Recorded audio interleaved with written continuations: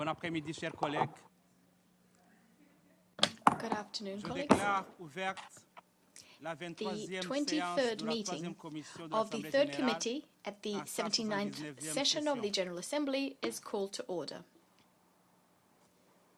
J'invite maintenant la I commission invite the à committee poursuivre son to examen consider du its point consideration 71 of agenda item de l'ordre du 71, jour intitulé entitled Promotion et and Protection des of droits Human humains Rights, et de ses as well as alinéas its A à sub-items D. A to D. Avant de poursuivre, je Before voudrais continuing, rappeler à la commission que I'd nous like to allons remind the maintenant committee entendre that un we will exposé now commun sur les hold a droits combined des migrants. briefing La commission on the entendra rights of migrants. d'abord The deux committee will déclarations first hear liminaires two avant introductory de passer au presentations dialogue interactif, before au proceeding cours to the duquel joint les interactive délégations dialogue, pourront faire des throughout commentaires which ou poser des delegations will be able questions to make à comments or l'un pose ou l'autre questions des to orateurs. either or both of the Permettez-moi de presenters. souhaiter la bienvenue I'd like to à notre welcome our orateur distinguished et à speakers, notre oratrice, la présidente du comité pour the la chair protection of the des droits de tous Committee les on the travailleurs protection of the migrants rights of all et des migrant membres de workers leur and famille, members of their Madame families, Fatima Ms. Diallo, Fatima Diallo, qui est avec nous en who's ligne. joining us Le virtually, rapporteur spécial sur as les well droits as the humains des Special migrants, Rapporteur on the Monsieur human rights Djihad of Mahdi. migrants, Mr.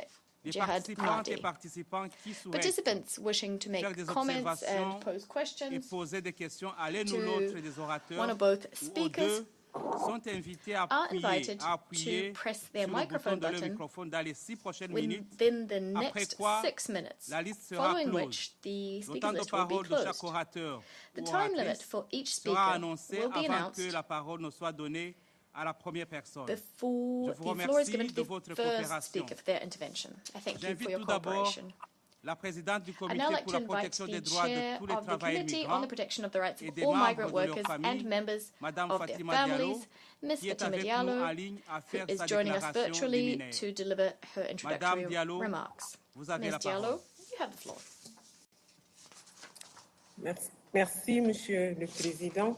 Thank you, Distingué Mr. Chairman. Président, Excellences, distingués délégués, Mr. Chairman, je suis distinguished honorée de delegates, m'adresser excellencies, à la it is an troisième honor for commission me de to be l'Assemblée speaking générale before et de the vous third présenter committee le rapport of the annuel du Comité General pour la Assembly protection so as to introduce des the droits de annual tous les report travailleurs migrants et des membres de leurs familles, of the Committee on the couvrant les Protection of the activités de Rights of all cette migrant workers and 37e their et 38e families. session.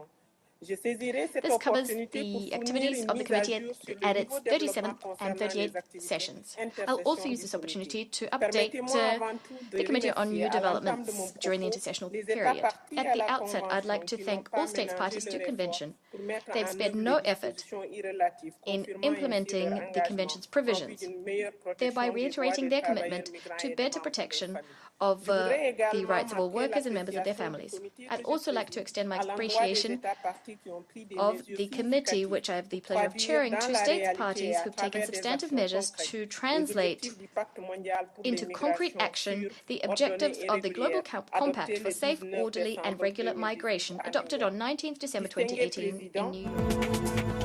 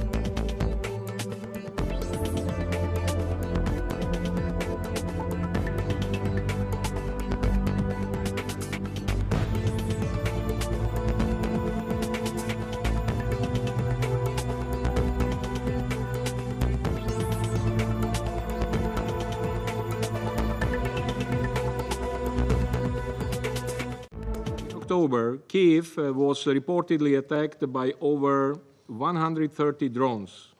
Lviv in the west of Ukraine and Odessa in the south have also been repeatedly hit with multiple civilian casualties. We are also concerned about the impact of continuing fighting across the Russian-Ukrainian border, particularly in the Kursk region of the Russian Federation, following Ukraine's August incursion. In September, at least 208 Ukrainian civilians were killed and 1,220 injured, making it the month with the highest number of civilian casualties this year in Ukraine. According to the Office of the High Commissioner for Human Rights, since the start of Russia's full-scale invasion of Ukraine in February 2022, launched in violation of the UN Charter and international law, 11,973 civilians, including 622 children, have been killed. 25,943 people, including 1,686 children, have been injured. We reiterate that all attacks on civilians and civilian infrastructure are prohibited under international law wherever they occur. They are unacceptable and must end immediately. Civilian vessels and port infrastructure are equally protected under international humanitarian law. Distressingly, we have witnessed the resumption of Russian attacks on Ukrainian Black Sea ports in recent weeks. Since 1 September, these attacks damaged 6 civilian vessels as well as grain infrastructure in the ports, according to local officials. As a result, wheat prices have increased more than 6% between 1 September and 14 October. Prices of risk insurance for Ukrainian exporters have surged, affecting the Ukrainian agricultural sector. The safety and sustainability of agricultural exports passing through the Black Sea remain critical for global food security. The UN therefore continues engagement with Ukraine, the Russian Federation, and Turkey, as well as other stakeholders in support of freedom and safety of navigation in the Black Sea. Madam President, systemic Russian attacks on Ukraine's energy infrastructure have become one of the defining, abhorrent hallmarks of this war. The large-scale destruction and interruption of power and water supplies throughout the country will likely worsen the living conditions for millions of Ukrainians through the third winter of this war. Vulnerable groups, including older persons, people with disabilities, and the internally displaced, are likely to be disproportionately affected. Many may soon find themselves trapped in their homes without heating and other essential utilities. These conditions are expected to magnify the already dire humanitarian situation. In the first 8 months of 2024, some 7.2 million people have received humanitarian assistance in Ukraine. However, we remain deeply concerned about the 1.5 million people who we have been unable to properly reach in parts of Donetsk, Kherson, Luhansk, and Zaporizhia regions of Ukraine, currently occupied by the Russian Federation. We renew our call for the safe, rapid, and unimpeded passage of humanitarian relief to all civilians in need in accordance with international humanitarian law. We also renew our call for donors to increase and accelerate flexible funding for the humanitarian needs and response plan. Only just over half of it has been funded. Madam President, widespread and systemic reports of torture of Ukrainian prisoners of war remains a grave concern. 97% of Ukrainian prisoners interviewed by OHCHR since March 2023 provided consistent and detailed accounts of torture or ill treatment during captivity. 68% reported sexual violence. Half of the Russian prisoners of war interviewed by OHCHR reported experiencing torture or ill treatment, primarily during the initial stage of internment. We urge the authorities of the Russian Federation, as well as of Ukraine, to end this practice and hold perpetrators accountable. On a positive note, we welcome the exchange last Friday of 95 prisoners of war on each side and encourage continued exchanges. We also welcome the exchange of hundreds of bodies on the same day. In the territory of Ukraine occupied by the Russian Federation, arbitrary detention, torture, and restriction of civic space add to an already oppressive climate of fear. We call for accountability for all human rights violations in line with international norms and standards. Madam President, as long as the war continues, the safety and security of Ukraine's nuclear site remain in jeopardy. The situation at Ukraine's Zaporizhzhia nuclear power plant is particularly precarious. Reported regular explosions, drone attacks, gunfire, and repeated interruptions of external power supply increase the risk of a nuclear accident. The International Atomic Energy Agency has also been monitoring the impact of reported military activities in the vicinity of Russia's Kursk nuclear power plant. Preventing a nuclear accident during the war is vital. Attacking a nuclear power plant is unimaginable and unacceptable. We continue to appeal for maximum restraint by all involved. Madam President, the Security Council's open debate on women, peace and security later this week will highlight the crucial contributions of women to peace and security. We urge the full and equal participation of Ukrainian women in all efforts towards a better future of their country. Next month will mark 1,000 days of this devastating war, a war that continues to cause deep human suffering, threatens regional stability, and worsens global divisions. The Pact for the Future commits all of us to work towards a future of hope, cooperation, and peace. This commitment to work for peace also requires more efforts for peace in Ukraine. The United Nations stands ready to support all meaningful efforts towards a just, comprehensive, and sustainable peace in Ukraine in line with the UN Charter, international law, and resolutions of the General Assembly. Thank you. Je remercie Monsieur Yencha de son exposé. I thank Mr. Yencha for his briefing. I now give the floor to those council members who wish to make statements. I give the floor to the permanent representative of Slovenia. Thank you very much, Madam President. I would also like to thank Assistant Secretary General Yencha for his contribution, and I welcome the participation of Ukraine, Poland, Estonia, Finland, and the European Union at this briefing. Madam President, in the past months, we have been witnessing spiraling violence in the war on Ukraine. Russia's drones, glide bombs, and ballistic missiles continued to systematically eradicate Ukraine's civilian infrastructure. The aerial attacks were intensified during the summer months, causing the highest number of civilian casualties in almost 2 years. This culminated on August 26, when Russia launched its largest aerial attack since the start of the war with 236 missiles and drones.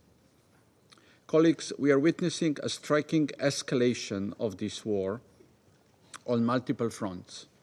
Civilian casualties are on the rise, critical civilian infrastructure is collapsing, vessels carrying Ukraine grain are being attacked, and battlefields are expanding. The situation is growing worse by the minute, and there are signs of further intensification of the war. My country is gravely concerned with the recent reports on the alarming damage done to the environment. We take note of the allegations that Russia poisoned the same river with chemical waste, resulting in over 650 kilometers polluted waters. The river is flowing towards Ukraine, and the pollution is endangering the water supply of the Kyiv region, potentially affecting millions of people. This must be further investigated. Moreover, we have repeatedly raised concern over the ongoing military cooperation between Russia and DPRK and the emerging evidence of illegal weapons transfers to Russia in flagrant violation of multiple Security Council resolutions. Recent reports on the deepening of this cooperation with the potential involvement of DPRK troops in Ukraine are adding to the gravity of our concerns. This would represent a particularly dark turn of events with dangerous consequences for the state of international peace and security. The situation presents a significant risk of the war growing out of control. This danger has been there since the beginning of the war, with the occupation of the Zaporizhia nuclear power plant.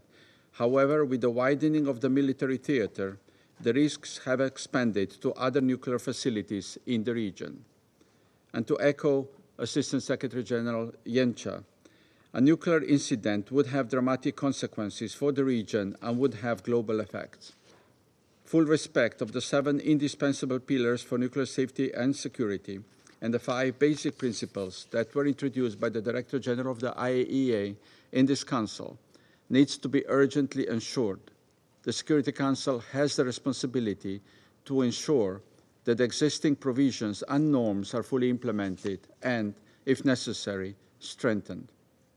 We believe that the Security Council has a role to play here, and we are ready to engage.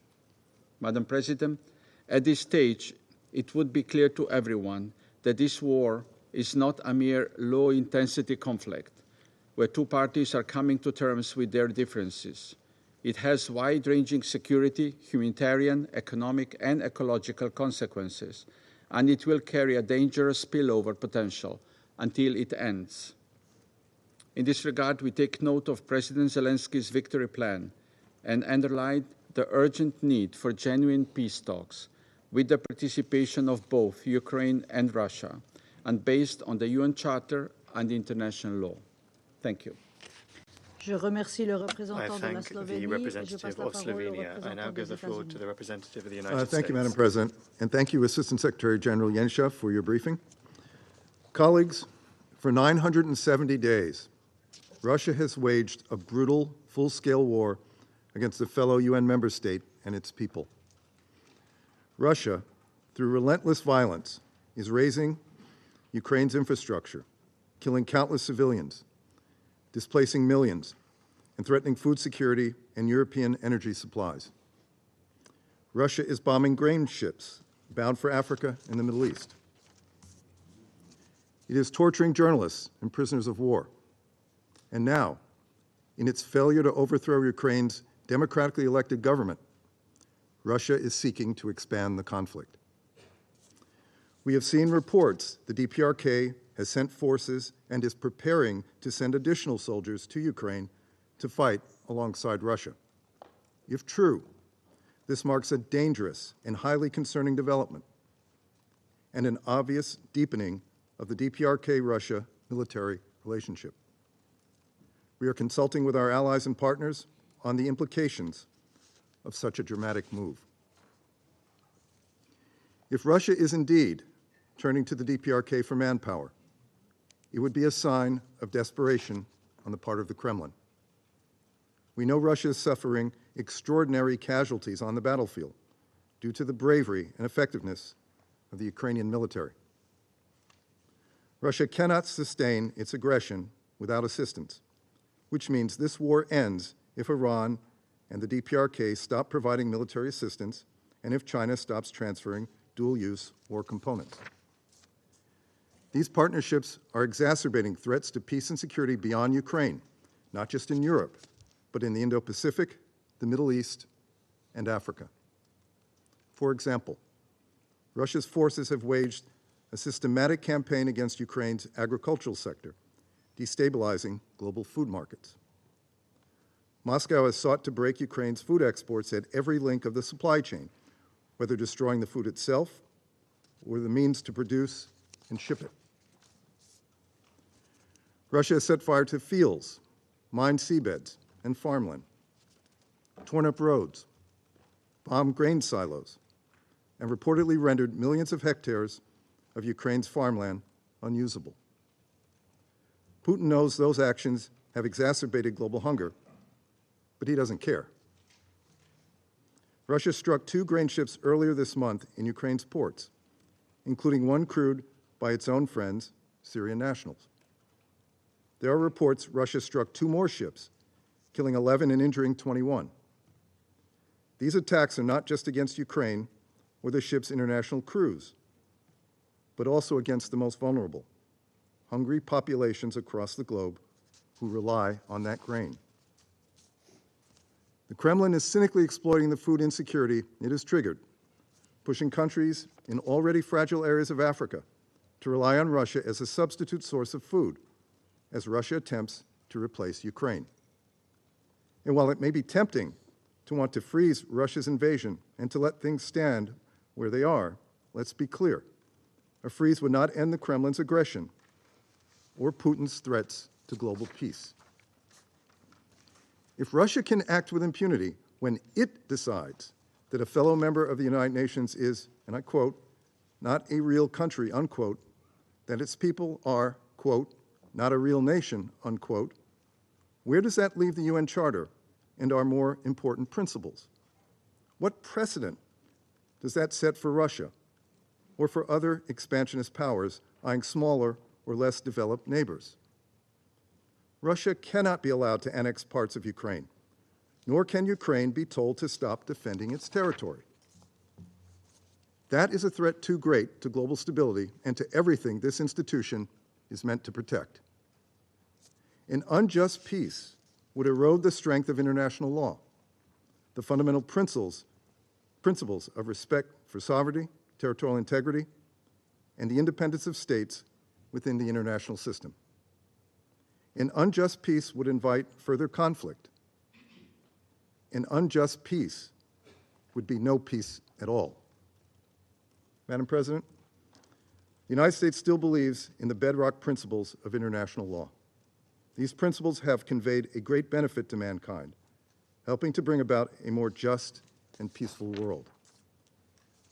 We must not and will not accept the destruction of those principles by Russia or any other opportunistic expansionist power, whether they sit on this council or not, or whether they condemn Russia's invasion or not. The greatest insurance we have against another war is if Russia's illegal invasion of its neighbor fails, its troops withdraw from Ukraine's sovereign territory, and we give the Charter and the principles of sovereignty and territorial integrity their full meaning. Thank you, Madam President. Je remercie le représentant I des thank the États-Unis et representative je of the passe la United parole au States. I now représentant de give the floor l'Équateur. to the representative of Ecuador. Thank you. Presidenta, quiero Madam agradecer al President, I secretario wish to Yencha thank por Assistant su Secretary detallada Gentil exposición for the informativa detailed y briefing reconocer received. la I presencia also en esta recognize Cámara here de los among us in the representantes de chamber Ucrania, the Polonia, representatives of Finlandia, Ukraine, Poland, Estonia y la Unión Finland, Europea. Estonia, and the European Union. El Ecuador reitera su Ecuador reiterates preocupación its por el continuo concern at deterioro de the las continued condiciones worsening humanitarias y de of seguridad humanitarian en and Ucrania, security conditions in como resultado Ukraine. directo de las That is a hostilidades en direct curso. result of the ongoing A hostilities. más de 2 años y medio del inicio de la invasión a Ucrania, More than 2.5 el years since the conflicto beginning of continúa the invasion of provocando un Ukraine, the inmenso conflict sufrimiento humano, continues to trigger immense human forzando el suffering. desplazamiento It masivo de is civiles forcing the mass y displacement afectando of civilians and desproporcionadamente a los disproportionately grupos más affecting the vulnerables, most vulnerable en groups among particular us, in particular mujeres, women, niños, children, ancianos, older personas con persons with movilidad reduced reducida, mobility, quienes enfrentan and riesgos these are groups who adicionales, face additional incluidos risks, los asociados a la including those violencia de related género to y gender-based a la violence falta de and acceso a to the servicios lack of esenciales. access to basic A medida que se services. acerca el invierno, As winter draws las near, necesidades humanitarias se humanitarian vuelven aún needs más are becoming urgentes. all the more pressing. Como ha sido As reportado, has been la reported, destrucción the systematic sistemática de la infraestructura destruction of energética de energy Ucrania infrastructure in pone Ukraine en riesgo a is millones de imperiling the personas safety of que ya millions of enfrentan people condiciones who are precarias. already weathering precarious El conditions. Ecuador reitera su rechazo a los Ecuador ataques contra la reiterates its población civil repudiation of y las attacks against infraestructuras civilian esenciales, populations and critical incluidos infrastructure, hospitales, including hospitals, escuelas y redes schools, eléctricas. and electricity grids. Estos actos These constituyen acts violaciones del constitute derecho internacional violations of humanitario, international humanitarian cuyos law, principios de whose precaución, principles of distinción y precaution, distinction, and proporcionalidad deben proportionality ser must be respetados en upheld at todo all momento, times en todas las and in all circunstancias y por todas las circumstances partes. and by all parties. Es imperativo It que la is comunidad vital internacional that the redoble international sus community esfuerzos para redouble its garantizar efforts to el guarantee financiamiento adecuado del the plan de adequate respuesta financing of the humanitaria de las humanitarian Naciones response Unidas, plan from así the como los United esfuerzos Nations, de as well reconstrucción as de las Naciones the Unidas y sus UN's socios locales rebuilding and e recovery efforts internacionales. and those El undertaken acceso by the humanitario, UN's local and international seguro, rápido y partners. sin restricciones Safe, debe ser rapid and resguardado. unimpeded humanitarian En access línea con must la be guaranteed resolución in accordance with 2730, Resolution las organizaciones 2730. humanitarias y los Humanitarian trabajadores de organizations socorro and rescue deben ser workers must be protegidos protected y deben and contar con must be todas las given facilidades everything they necesarias para need asistir a las to comunidades assist en riesgo. communities at risk. Adicionalmente, Moreover, el Ecuador insta a las Ecuador partes urges the a que se parties to abstengan de cualquier refrain from acción que any pueda act which incrementar might el increase riesgo en torno a los risks sitios nucleares en surrounding Rusia y nuclear Ucrania, sites in Russia and tal Ukraine, como lo ha expresado el as has director been de la stated OIEA, by the director of Mariano the Grossi. IAEA, La Mariano única Grossi. manera The de only evitar la way amenaza to de un avoid the accidente threat nuclear con of a consecuencias nuclear incident radiológicas with cross-border transfronterizas radiological durante esta guerra consequences es during respetar this war is plenamente to y fully adherirse a los respect and 7 pilares accede to the indispensables para 7 la seguridad nuclear, indispensable pillars of así como a nuclear los safety 5 and principios security, concretos as para la well as to protección the de la 5 central concrete nuclear principles for Zaporizhia. the protection of the Señora Zaporizhia Presidenta, nuclear power este plant. conflicto Madam sigue Chair, generando this tensiones conflict globales continues y to profundizando produce global divisiones que tensions impiden la and widen cooperación divisions which y el hamper diálogo en momentos en que el cooperation and mundo dialogue necesita at a mayor unidad. time when the world needs to El display Ecuador greater respalda el unity. llamado del Ecuador secretario general supports the Guterres Secretary General's para que se ponga appeal fin al sufrimiento for y se rompa el ciclo an de end violencia to por the el bien del suffering pueblo de and Ucrania, for the cycle of el violence pueblo to de be la Federación broken. Rusa This for the good y of el the mundo people of entero. Ukraine, the people of the Para Russian concluir, Federation, and for the entire exhorto a world. este To Consejo conclude, I a que beseech this intensifique Council sus to step up esfuerzos its efforts para to explorar todas las explore vías, all avenues available, inclusive las no exploradas hasta ahora, including que those not permitan yet alcanzar una explored, such solución as to pacífica, achieve justa y a peaceful, sostenible just en and consonancia con sustainable los principios solution in establecidos accordance en with la the Carta de las principles Naciones enshrined in the Unidas, United el Nations derecho Charter, internacional international y law, con respeto a la and soberanía, with full independencia respect e for the integridad sovereignty, territorial de Ucrania independence, and territorial dentro de sus integrity of fronteras Ukraine within reconocidas its internationally internacionalmente. recognized Muchas gracias. borders. Thank you. Je remercie le I thank représentant the de representative l'Équateur of et je passe Ecuador, la and I parole now au give the représentant floor du to Japon. the representative of Japan. Thank you, Madam President. I'd like to thank Slovenia and the United States for requesting this meeting. I also thank ASG Yencha for his comprehensive briefing. Last month, the new 79th session of the General Assembly started. During its high-level week, leaders reaffirmed a firm commitment to and strong unity in supporting Ukraine and renewed condemnation of Russia's aggression against Ukraine, which is a blatant violation of the UN Charter. Last week, President Zelensky announced a victory plan that is a concrete process to immediately achieve a just and lasting peace in Ukraine. Japan, together with Ukraine and the international community, will continue its diplomatic efforts to realize such a peace in accordance with the UN Charter. Madam President, we are aware of calls for peace talks and a ceasefire. While the importance of such proposals cannot be doubted, any call for peace must also be based on the will of the Ukrainian people and in line with the purposes of principles of the UN Charter. This is a prerequisite for any country with a seat in this building and this chamber.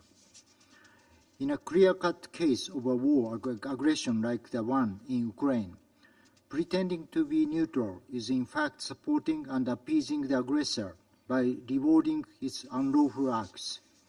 Under the principle of the rule of law, we should never condone any violation of international law, especially the UN Charter. In this vein, such references to the situation in Ukraine as a Ukrainian crisis or Ukrainian war is malicious or misguided at its best. What Ukraine is doing now is defending itself. What is happening now is an aggression and a violation of UN Charter by Russia. Therefore, we must be also clear. Any call for peace, which deliberately or not, fails to mention the sovereignty and territorial integrity of Ukraine is not in accordance with the UN Charter. In a world where attempts to change the status quo by force were allowed and rewarded, no one could possibly think that they would not be affected.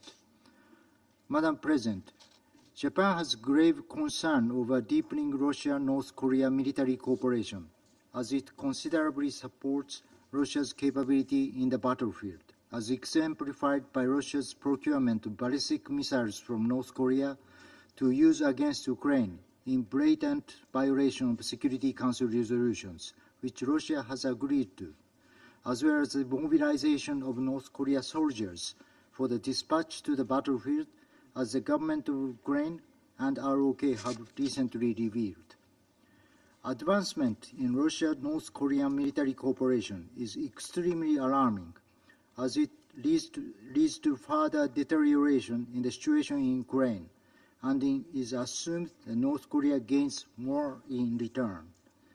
Furthermore, we are deeply concerned about Iran's transfer of Iranian ballistic missiles to Russia.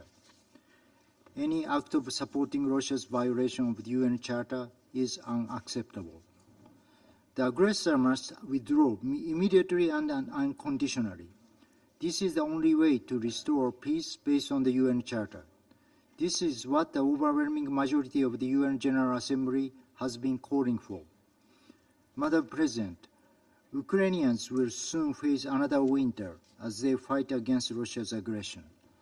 The attacks on civilian objects are another violation of international humanitarian law.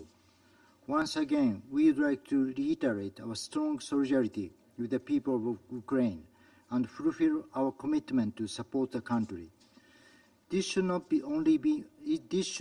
only mean a short-term help, but also a long-term effort to rebuild people's lives and the country as a whole. We continue to provide our support with the public and private sectors working together by making use of everything available. Japan will stand with Ukraine so that peace and justice will prevail. I thank you. Je remercie le I représentant thank du the Japon et representative of j'invite le Japan and I représentant de la invite the France à representative prendre of la parole. France to take the floor. Madame la Présidente, Madam President, je remercie I wish to Monsieur thank Mr. Genscher pour Genscher son exposé. for his briefing. Depuis bientôt 1000 For jours, close to la 1,000 Russie days now, poursuit Russia sa has guerre d'agression continued its au mépris de la Charte des Nations war of Unies aggression in et du flagrant droit defiance of the international. UN Charter and international poursuit law. le Russia ciblage délibéré continues to d'objectifs deliberately civils target en violation civilian du droit objects in international violation humanitaire. of international Elle a humanitarian accentué sa law. campagne de It frappe has stepped up systématique its contre les campaign of systematic infrastructures strikes against énergétiques de l'Ukraine. Ukrainian energy Celle-ci infrastructure. s'apprête à Ukraine is entrer dans son preparing to troisième enter hiver de its guerre third winter avec at 2/3 war, de ses with capacités de production 2/3 of its énergétique qui ont été energy détruites. production capacity La France destroyed. restera France mobilisée will remain pour mobilized répondre to aux besoins de meet la the population humanitarian ukrainienne. needs of the Ukrainian Au cours des people. dernières semaines, la In Russie a recent augmenté weeks, ses Russia attaques has contre les ratcheted navires up its civils, attacks against les civilian installations vessels, as de well stockage de as céréales grain et storage les facilities infrastructures and portuaires ukrainiennes en mer Ukrainian Noire, port infrastructure in the Black perturbant Sea, thus l'exportation des céréales et disrupting the faisant export peser des risques of accrus grain and pour la increasingly sécurité imperiling alimentaire de millions de the food personnes. security of millions of Depuis people. le Since début the du mois beginning of d'octobre, October, Odessa a ainsi été Odessa frappée plusieurs has fois, been struck alors que la several France et ses times. partenaires poursuivent At the leurs same efforts time, France and pour its permettre la partners livraison de continue blé their efforts à to plusieurs millions de continue to personnes, allow the comme en delivery of Somalie, wheat au to Yémen, several millions au of people, Soudan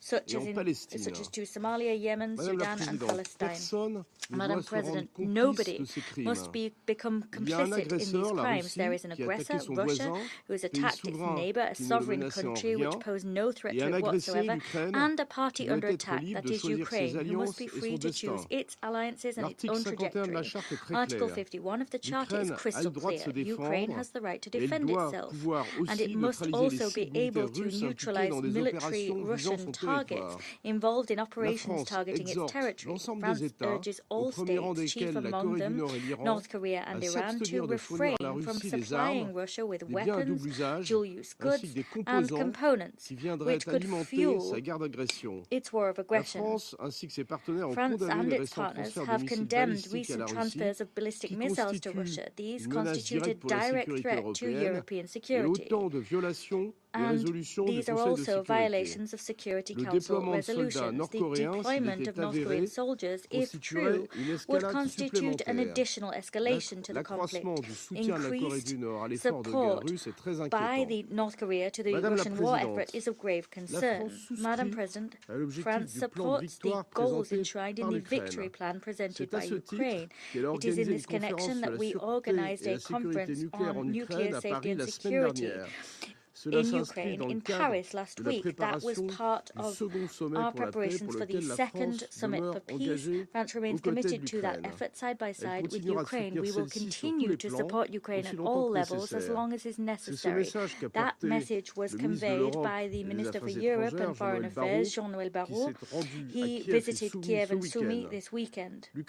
Ukraine must be able to benefit from this position of strength to allow a just and lasting solution to the conflict to come to pass. Peace cannot involve the surrender of the party under attack. Thank you. I thank the representative of France. I give the floor to the representative of the Russian Federation.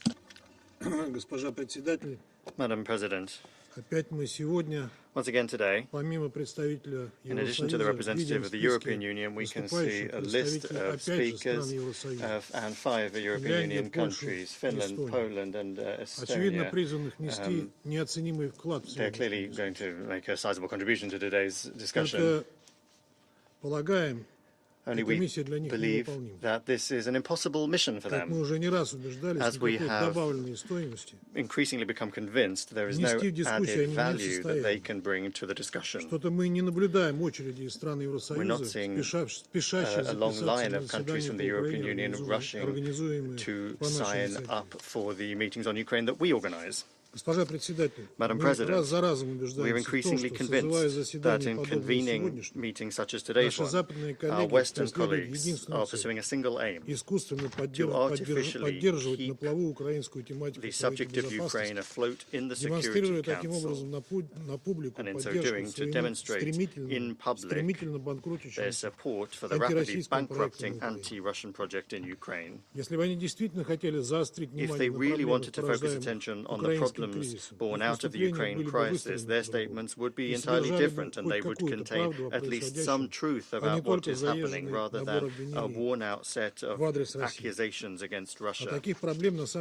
And in actual fact, there are indeed a great many such problems. The main one of those problems, the ongoing feeding of the Kiev regime with weapons, hardware, mercenary and intelligence, is something we'll touch upon during a separate meeting on the 31st of October.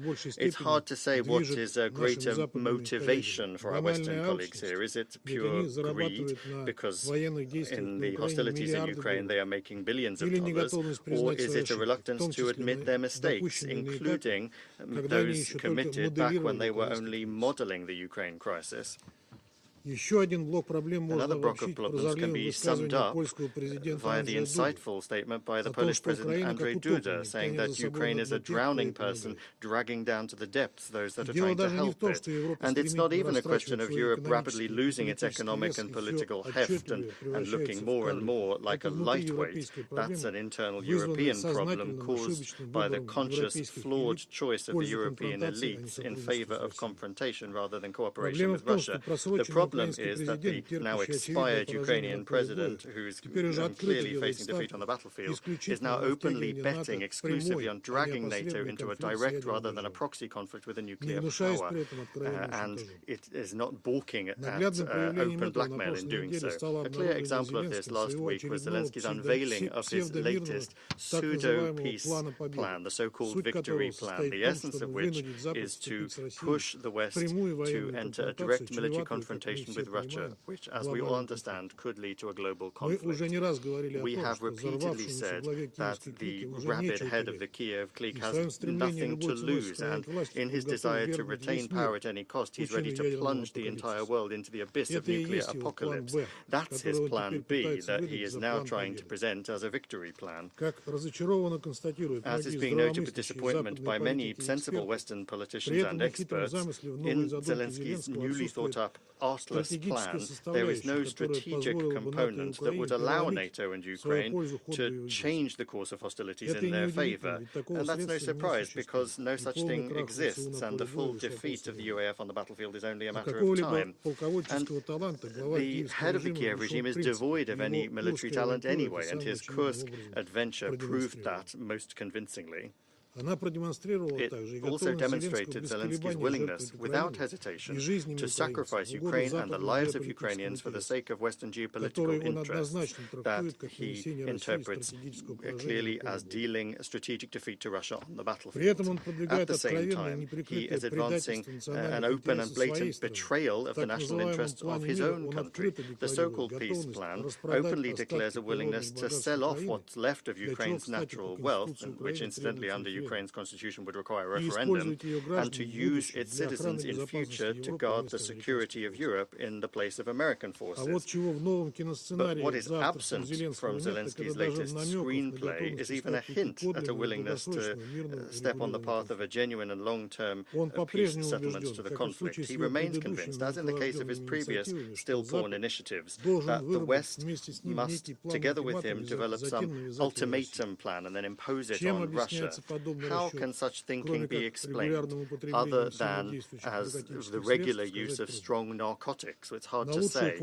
A better formula than the proposals by the Russian president in June is hardly something Kiev can hope for anymore, and that opportunity was essentially ruled out with the beginning of the UAF attack on Kursk Oblast. Hence, the only remaining trump card for the head in Kiev is to provoke a direct confrontation between Russia and NATO. The infamous peace plan has this idea embodied first and foremost in the latest demand for Ukraine to join NATO. So that no one has any illusions, I want to immediately reaffirm that Ukraine's membership in NATO in any territorial form in the North Atlantic Alliance for Russia is absolutely unacceptable, and it cannot be part of any peace plans or mediation initiatives. We have developed and are ready to further develop good neighborly relations with a neutral, non-bloc affiliated Ukraine, as was enshrined in its constitution and in our bilateral treaties. However, this provision that is a cornerstone for Ukraine's security was gradually repealed after the US and allies-inspired anti-constitutional coup in 2014 that fixed the course on this country sliding into the mire of crisis, lawlessness, extreme nationalism and civil war. Madam President, the Council members' very close attention should be paid not to the latest Zelensky plan, which in addition to the elements I've mentioned contains nothing other than calls for material assistance, but rather should be paid to the statements of the Kiev leader that accompanied his presentation of this opus in Europe. On the 17th of October, the head of the Kiev regime, in particular, as an inveterate blackmailer, declared his intention to create nuclear weapons if his country wasn't taken into NATO. Thus, contemporary Ukraine has essentially publicly declared its intention to violate its obligations under the NPT, the Comprehensive Safeguards Agreements of the IAEA and the additional protocol to it. In other words, we are talking about an open declaration by a non-nuclear state party to the NPT of its intention to violate Article 2 of the treaty, which could lead to an extremely serious international crisis in the non-proliferation of nuclear weapons. We are convinced that all members of the Security Council, the entire international community, in fact, must most firmly condemn these irresponsible statements. For the time being, there has been no public reaction to this from the USA and their allies, to this obvious challenge to the non-proliferation regime. This only confirms that they are pandering to any ventures and crimes committed by the Kiev regime. Instead of this, they have become distracted by circulating scaremongering with Iranian, Chinese and Korean bogeymen, each one of which is more absurd than the one before. This situation around the nuclear blackmail of the illegitimate head of the Kiev regime again convinces us that the decision of the leadership of the Russian Federation at the beginning of the special military operation that was adopted instantly following similar nuclear threats from the Ukrainian leadership was the only right thing to do. Without the demilitarization, the denazification of Ukraine and ensuring the human rights and freedoms as applies to all of its citizens, the security threats to our country cannot be eliminated. Madam President, in conclusion, I'd like to touch upon another important subject relating to human rights and civic freedoms in Ukraine. As is well known, our Western colleagues like to present the Kiev regime and its leader as almost a protector of democracy and an example for the entire region. At the same time, the harsh dictatorship that has been established in the country, leading to the delegitimization of the state institutions, thousands of political prisoners, a ban on the Russian language and Russian identity in violation of the country's constitution and the basic norms of international law, and also the hounding of the canonical Orthodox Church, are things that the Ukraine's Western backers are trying to ignore. With such selective blindness, the West is hardly going to say anything in relation to the outrageous incident and the trampling of the norms of morality that would be established by any religion, the events that took place in the siege of the St. Michael's Cathedral last week in Cherkasy. We were warned that when Ukraine adopted a law that contradicted the norms of international law and the UN Charter, banning the canonical Ukrainian Orthodox Church, raids on churches and the uses of violence against parishioners would soon follow. And that is what happened. On the 17th of October, Banderites committed another serious crime. More than 100 fighters in camo and balaclavas forced their way into the cathedral. They opened fire on civilians. They used tear gas, and they forced the parishioners out of the service. On the internet, you can find hundreds of videos of this banditry. And after this, they began looting. They looted the funds. They stole money that was being gathered by the parishioners to restore the cathedral. They took out equipment, icons, church books, and even food.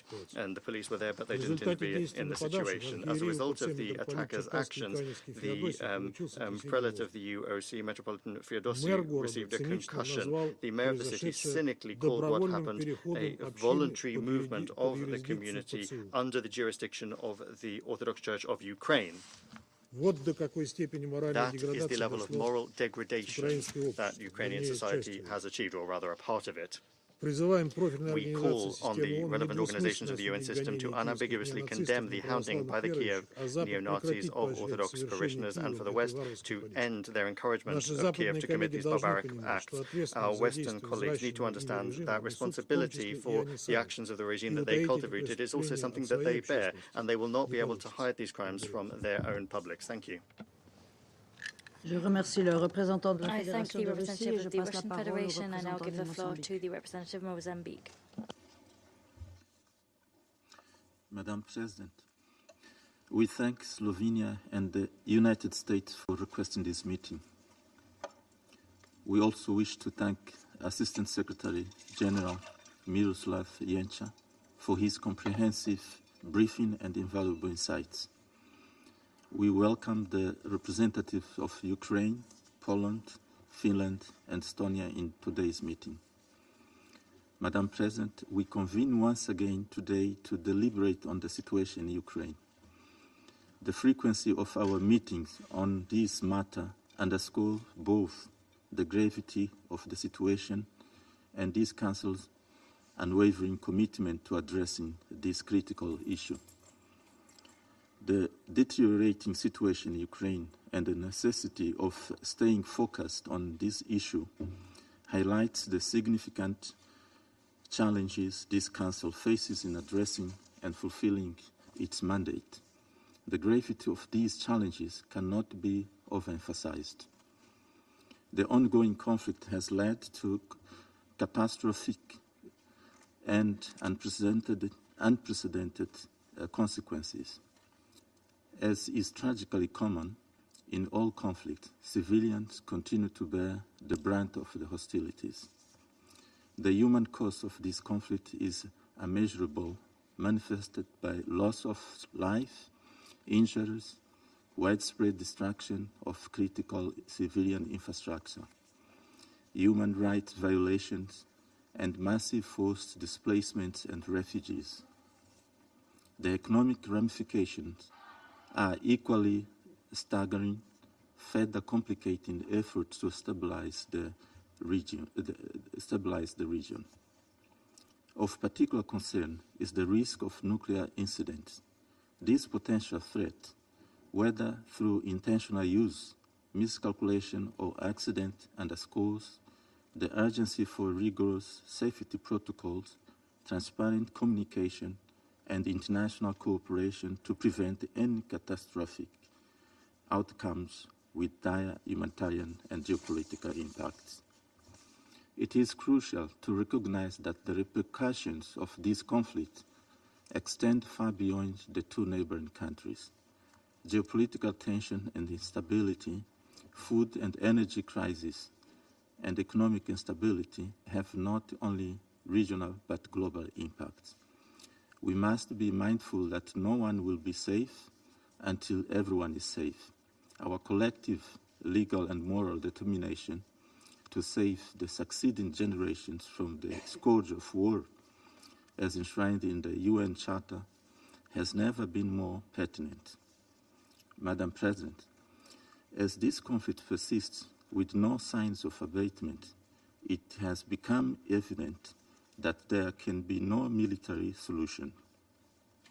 The primacy of military approach anchored in the zero-sum logic has proven unrealistic and unsustainable. A paradigm shift to a cooperative approach that includes diplomatic efforts, humanitarian aid, and the fostering of inclusive political dialogue is imperative. In light of this consideration, we reiterate our urgent call for an immediate cessation of the hostilities and a return to direct negotiations without any preconditions, while giving due consideration to the legitimate security concerns of all parties involved. In conclusion, Madam President, Mozambique reaffirms its steadfast advocacy for a political and negotiated solution as the only viable way to end this conflict and establish the foundation for lasting and sustainable peace for the two neighboring countries.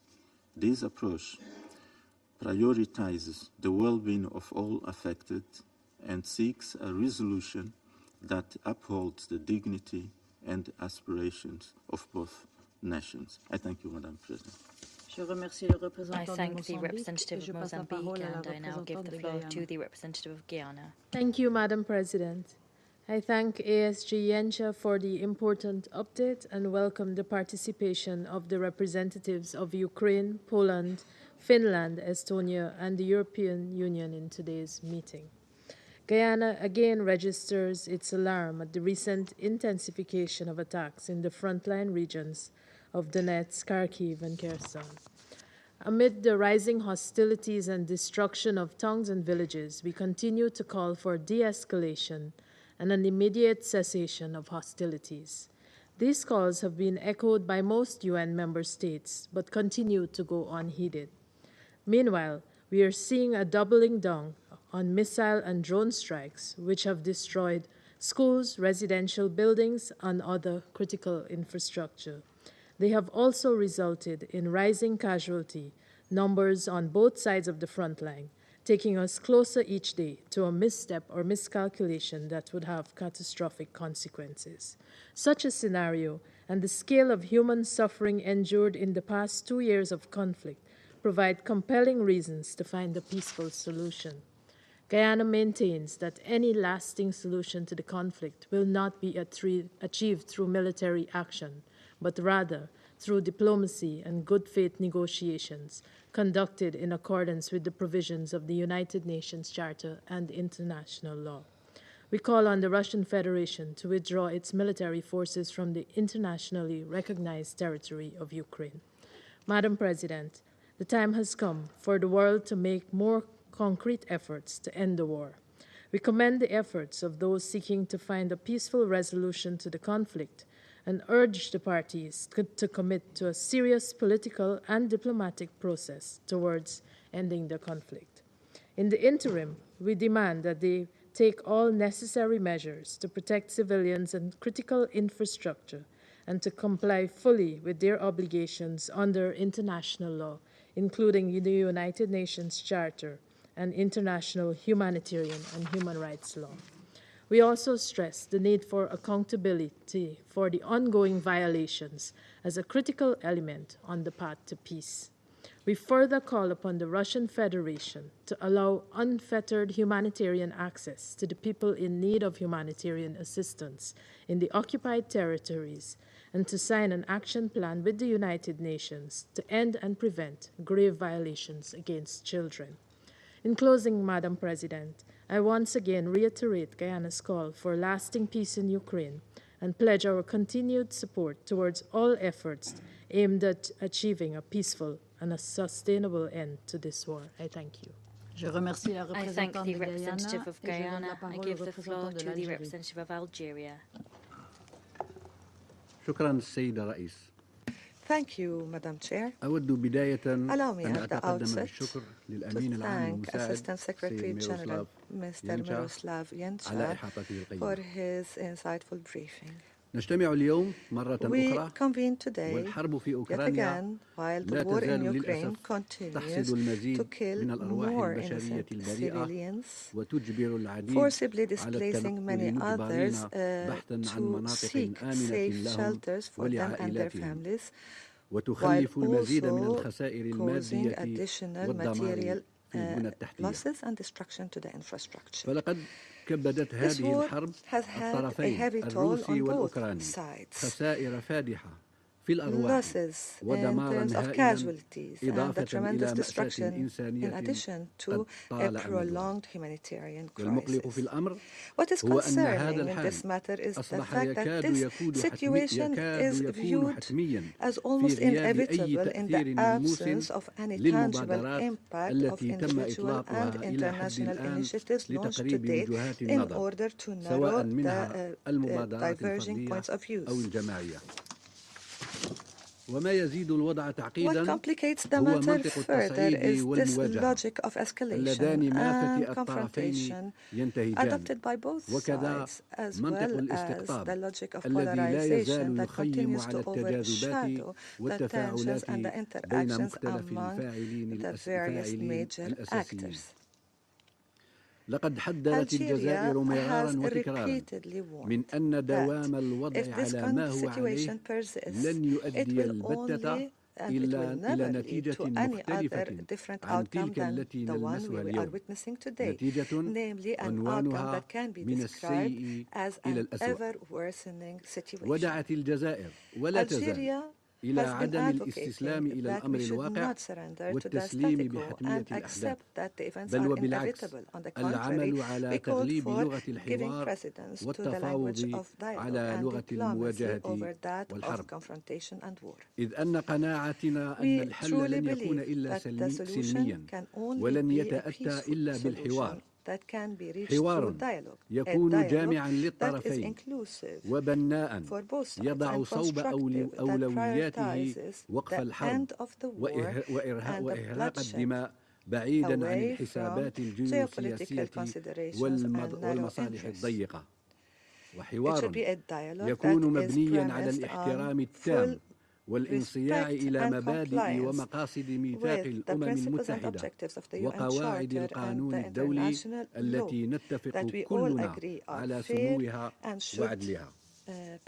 وحوار يضع نصب أولوياته معالجة الأسباب الجذرية للصراع برمته وإحاطة الشواغل الأمنية للطرفين بالعناية اللازمة لضمان حل نهائي مستدام لهذا النزاع، نزاع لم يصبح يؤرق المنطقة ويهدد أمنها فحسب، بل وأصبحت تداعياته الاقتصادية تثقل كاهل العالم بأسره ولا سيما الدول النامية.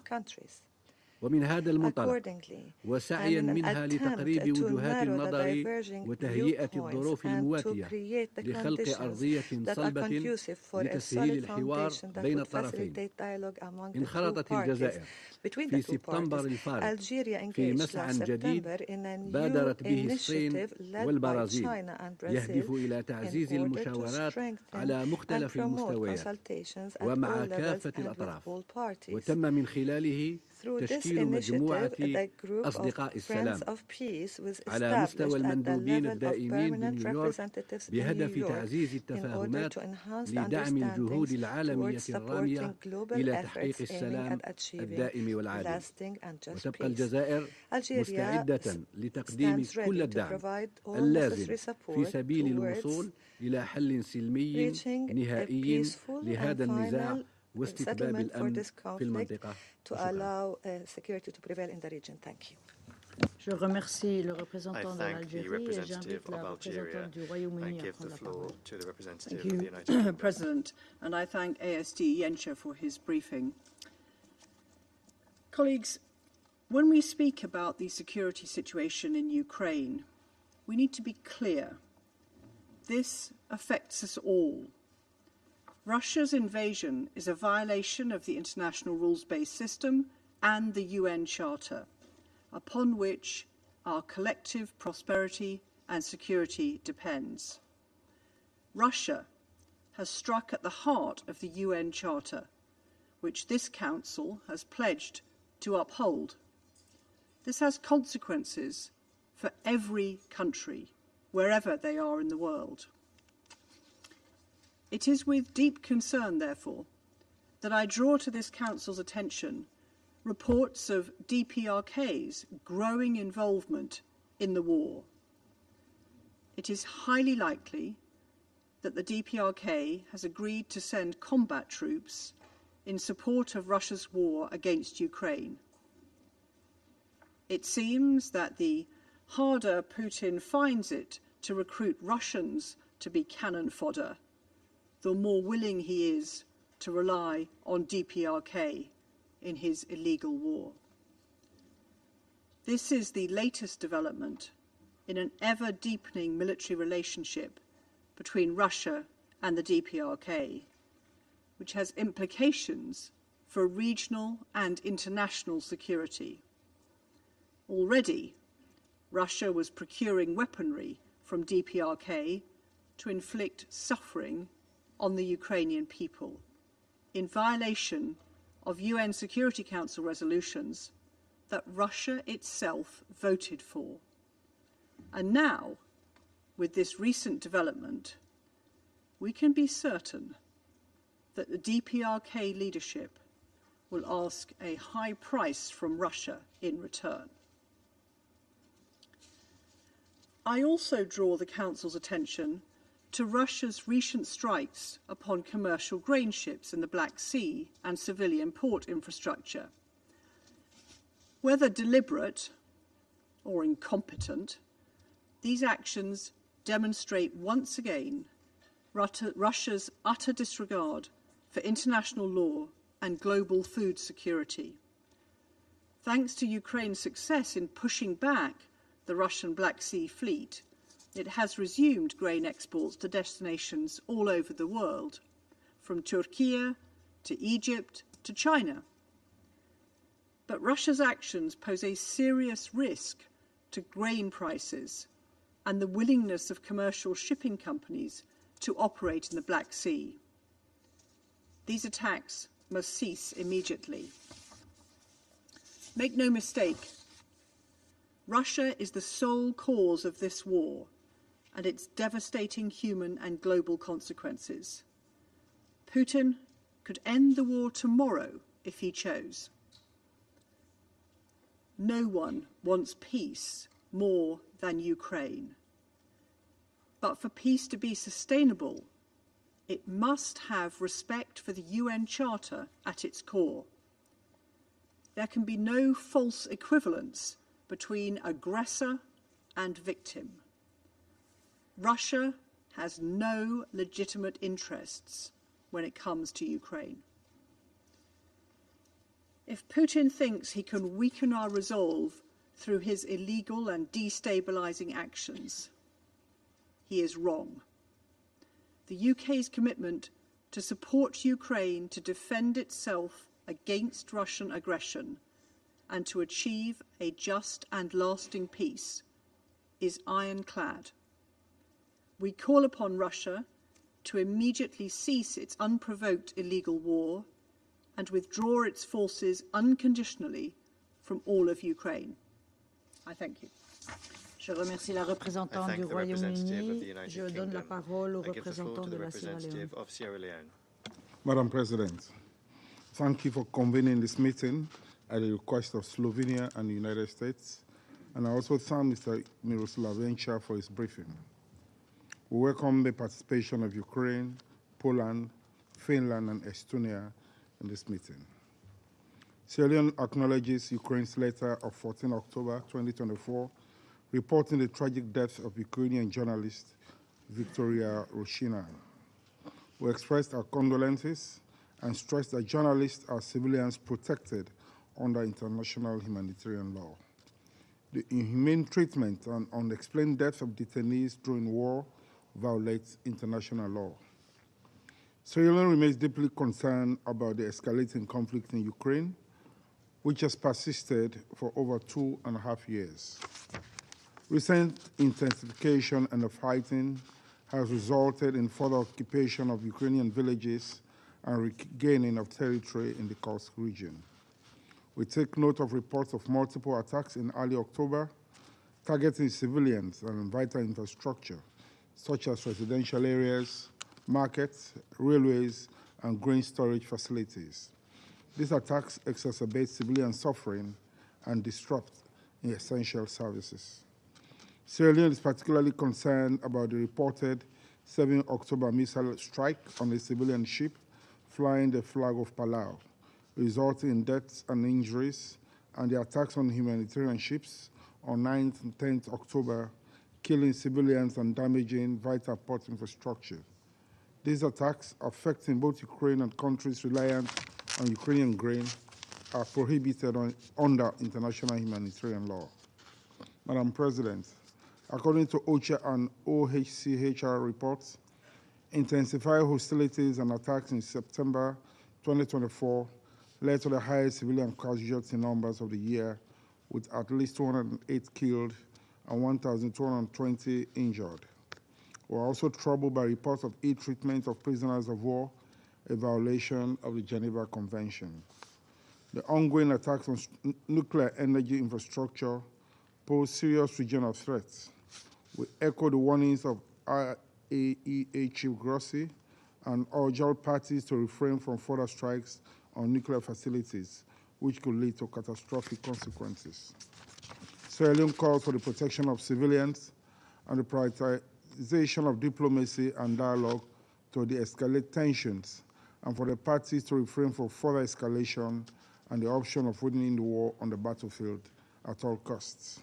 We further call for full respect of the national sovereignty, territorial integrity, and unity of Ukraine within its internationally recognized borders, and for the immediate cessation of hostilities. In doing so, we urge for good faith diplomatic efforts addressing the legitimate concerns of the parties. The international community must support efforts to find a peaceful resolution through diplomatic means, as outlined in Article 33 of the UN Charter. Thank you. Je remercie le représentant de la Sierra Leone et je donne la parole au représentant de la République de Corée. Thank you, Madam President. I also extend my gratitude to A.S. Tujenka for his briefing. The Security Council's high-level meeting on Ukraine last month demonstrated the international community's shared sense of urgency for ending this brutal war. However, it is regrettable that the situation on the ground is nowhere close to improving. Indeed, we continue to witness a major intensification of the battles along the front lines. This is leading to a significant increase in civilian casualties and the destruction of energy infrastructure in Ukraine. Russia's recent attacks against commercial vessels exporting Ukraine's grains in the Black Sea, as well as the precarious status of nuclear power plants, illustrate how the war's impacts transcend the region in many aspects, ranging from global food security to nuclear safety. Madam President, over the past year, we have witnessed another alarming development in the war: North Korea's increasing involvement in support of Russia's illegal invasion of Ukraine. According to the announcement by the ROK National Intelligence Service last week, over 13,000 containers filled with North Korean artillery shells, missiles, and anti-tank rockets have been shipped to Russia in approximately 70 batches since August 2023. It is estimated that more than 8 million rounds of shells have already been provided to Russia. In addition, we observed a key figure in North Korea's missile development, Kim Jong-sik, first Deputy Director of the Munitions Industry Department, visiting and inspecting the KN-23 missile launch site multiple times near the Ukrainian front lines in August this year. As my delegation has repeatedly pointed out in this chamber, All of these activities are flagrant violations of multiple Security Council resolutions that Russia once voted in favor of. Madam President, we are well aware that North Korea is a habitual violator of international norms and Security Council resolutions. However, recent actions by Pyongyang have even surprised us. Going beyond providing significant amounts of military resources to Russia, Pyongyang, according to our NIS, National Intelligence Service, has deployed about 1,500 Special Forces troops to Russia's far eastern cities aboard Russian naval vessels since earlier this month. The transported soldiers were provided with the Russian military uniforms and Russian weapons, and to disguise their identity, they were issued with fake ID cards of residents from Yakutia and Brachia, who share similar facial features with North Koreans. This means a qualitative change in North Korea's involvement in Russia's war against Ukraine. By dispatching a large number of combatants, North Korea will likely become an active belligerent in warfare. This is not merely an attack on the very integrity of the Security Council sanctions regime. It is a blatant attempt to undermine peace and security, not only in Europe and in Northeast Asia, but also across the entire globe.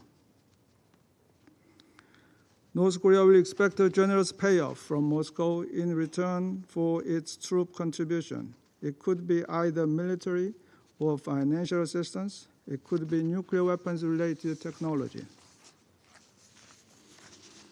Madam President, Russia may be in a desperate military situation, but even so, bringing in the forces of another country, especially from a notorious rogue state, is exceedingly dangerous. It is hard to believe that a permanent member of the Security Council would take such a gamble and shift the course of the war.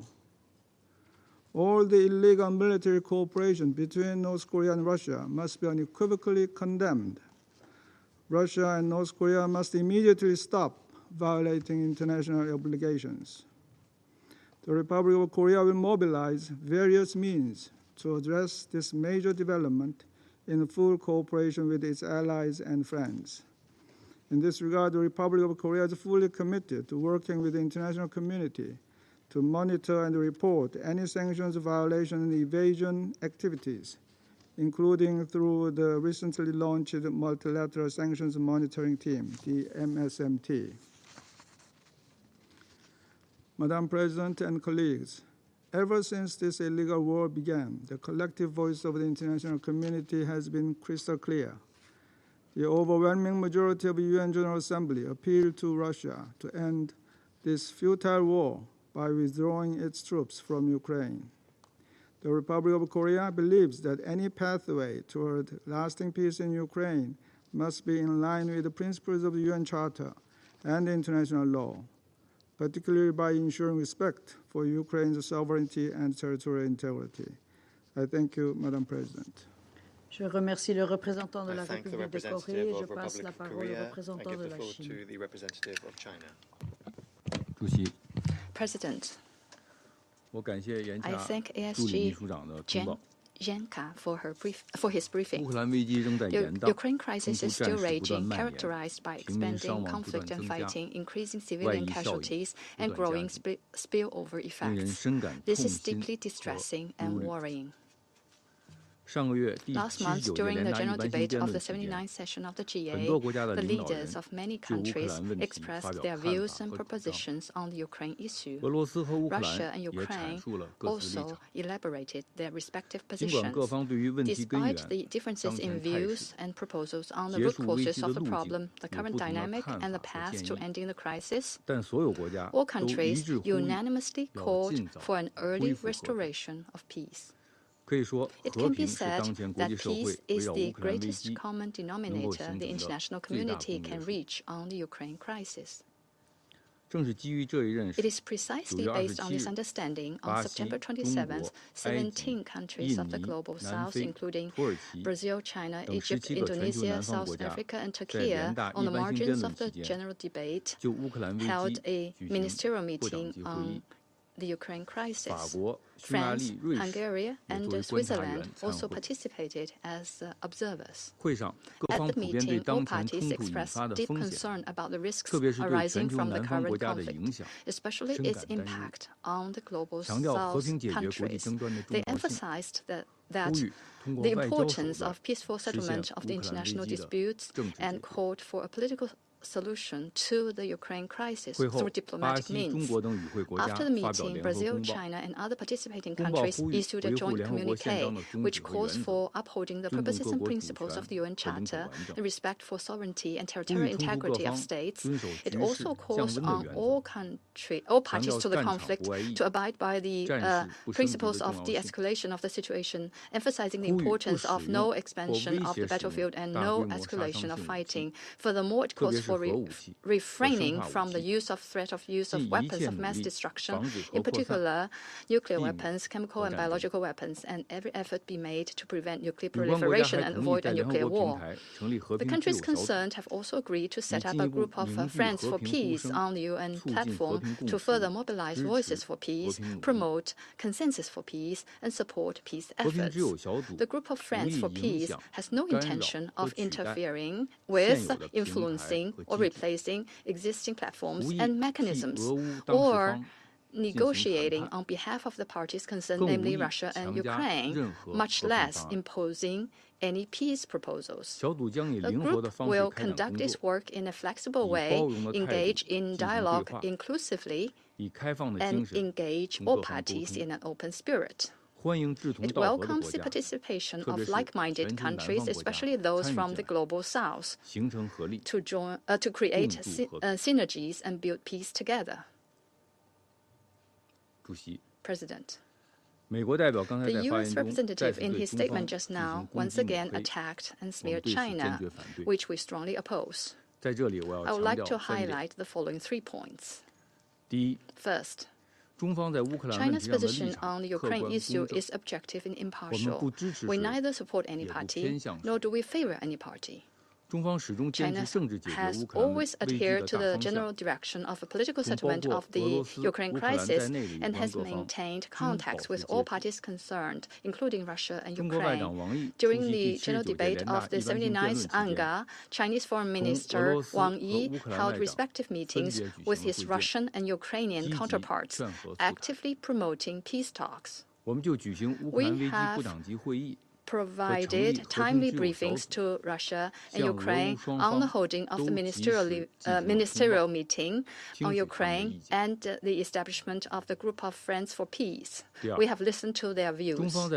Second, China's position on the Ukraine issue has been consistent, namely promoting a ceasefire and a political settlement. At the onset of the conflict, President Xi Jinping put forward 4 points on what should be done, clearly emphasizing that the sovereignty and the territorial integrity of all states should be respected, and the purposes and principles of the UN Charter should be observed. China has also issued a document entitled China's Position on the Political Settlement of the Crisis in Ukraine. With Brazil, we jointly issued 6 common understandings calling for a political settlement of the crisis. The special representative of the Chinese government has maintained close contacts with all parties and actively engaged in shuttle diplomacy, working for peace and facilitating talks. Third, China's position on the Ukraine issue is open and above board. We have no intention of exploiting it for selfish gains or creating confrontation. China is not a creator of the Ukraine crisis, much less a party to the conflict. China has never provided lethal weapons to any party to the conflict. We have consistent and strict export controls over dual-use items. We call on the international community to cooperate in addressing the negative spillover effects of the crisis, jointly maintain the security and stability of the industrial and supply chains, and resist taking advantage of the situation to suppress descent to decouple and sever the chains. We oppose the use of the Ukraine issue by the U.S. to smear and put pressure on China and the imposition of illegal unilateral sanctions and long-arm jurisdiction on Chinese entities and individuals. We will take all necessary measures to resolutely safeguard the legitimate and lawful rights and interests of Chinese companies and nationals. I thank you, President. Je remercie le représentant de la Chine et je donne la parole au représentant de Malte. Thank you, Madam President, and I also thank ASG Yencha for his briefing. As Russia's aggression against Ukraine drags on, we continue to witness the deterioration of the situation on the ground. This is substantiated by sobering statistics and spiraling markers related to the death toll, injuries, and the humanitarian needs of millions of people, as clearly outlined by OCHA and other actors on the ground. The summer months marked a clear escalation in violence through the intensification of missile and drone attacks all around Ukraine and the systematic targeting of Ukraine's civilian infrastructure. This led to a dramatic increase in casualties. The specific targeting of Ukraine's energy infrastructure enforces the grim reality that millions of Ukrainians will be forced to face another tough winter with a severely crippled energy capacity. Moreover, any action that endangers the safety and security of Ukraine's nuclear facilities is unacceptable. In this regard, we fully support all diplomatic efforts by the IAEA aimed at addressing these topics. Furthermore, we condemn the destruction of port infrastructure and the weaponization of goods, which continues to undermine global food security. We reiterate that international law, including international humanitarian and international human rights law, must be respected by the parties at all times. We also express our grave concern about reports of executions by Russian forces of Ukrainian prisoners of war. We condemn third countries' continued support for Russia's war of aggression in the form of military support and dual-use items, some of which in violation of Security Council resolutions. Reports of DPRK troops on the front line in Ukraine are troubling and deeply concerning. Madam President, ensuring the protection of humanitarian space across Ukraine is essential. We express our concern over the incidents of violence against humanitarian workers and damage to humanitarian hubs and assets in the vicinity of the front line. We again call for all parties to ensure the safety and security of all UN and humanitarian personnel and facilitate their life-saving operations. This, alongside strengthening winterization efforts in the weeks and months ahead, will be critical in supporting the most vulnerable trapped in this conflict. The situation of children in the temporarily controlled or occupied territories of Ukraine remains dire and in need of more humanitarian support. To this end, we reiterate our full support to the mandate of the International Criminal Court, the Independent International Commission of Inquiry on Ukraine, as well as to the register of damage caused by the aggression of the Russian Federation against Ukraine. Madam President, Malta reaffirms its unwavering support for Ukraine's independence, sovereignty, and territorial integrity within its internationally recognized borders. We will continue to support Ukraine and its right to defend itself in accordance with Article 51 of the UN Charter, as long as this unjustified and unprovoked war of aggression continues. A comprehensive, just, and lasting peace is urgently needed. We support the current momentum for Ukraine's peace plan, and we call on all members to spare no effort to build the broadest possible international support for it to materialize. The Russian Federation can end this war by withdrawing all its troops from the entire territory of Ukraine. As we focus all our efforts on peace, we should never lose focus on the responsibility that we have to protect our multilateral system, uphold the UN Charter and international law. I thank you, Madam President. Je remercie le représentant de Malte. Je vais maintenant faire une déclaration en ma qualité de représentante de la Suisse. Et comme mes collègues, je voudrais remercier le sous-secrétaire général Jenka de son intervention. Chers et chers collègues, alors que nous approchons à grands pas le sombre cap des 1000 jours d'agression militaire de la Russie contre l'Ukraine, l'impact profond que cette guerre a sur la vie de la population civile nous est rappelé chaque jour. Comme nous l'avons entendu aujourd'hui, le mois dernier a connu le plus grand nombre de victimes civiles cette année. Cela confirme une tendance préoccupante des derniers mois, l'augmentation significative du nombre de victimes civiles et des dommages causés aux infrastructures civiles. La Suisse condamne l'agression militaire de la Russie contre l'Ukraine. Le nombre élevé d'attaques touche particulièrement les communautés proches de et sur la ligne de front dans les régions de Donetsk, Kharkiv, Odessa et Zaporizhzhia est alarmant. Les destructions conséquentes qu'elles causent aux habitations, aux écoles, aux hôpitaux et aux autres infrastructures civiles, y compris les systèmes d'énergie, doivent cesser. Outre leur coût humain, ces actions entravent les réponses humanitaires, these actions obstruct humanitarian responses, create new waves of displacement, and pose risks for vulnerable populations, especially as winter approaches. The intensification of attacks on civilian port infrastructure and vessels also has a direct impact on global food security. Nous restons également préoccupés par la We sûreté also et la remain sécurité concerned des installations about the nucléaires, safety en and security of nuclear facilities, in particular that of the Zaporizhzhia nuclear power plant, which are endangered by, among other things, the ongoing attacks on Ukraine's energy infrastructure. Switzerland continues to support the International Atomic Energy Agency in its critical work in Ukraine. We reiterate that attacks against civilians or civilian objects are prohibited. All parties must strictly respect international humanitarian law, in particular the rules on the conduct of hostilities, and ensure the protection of the civilian population as well as respect for human rights. We once again call on all parties to Russia to immediately cease all hostilities and withdraw its troops from the entire territory of Ukraine. We welcome the recent exchange of 190 prisoners of war, and we hope that other exchanges will follow. We once again call on Russia to immediately cease all hostilities and withdraw its troops from the entire territory of Ukraine. Switzerland further reiterates its dismay at the apparent continuation and intensification of external support for Russia's military aggression in contravention of the Council's resolutions on non-proliferation.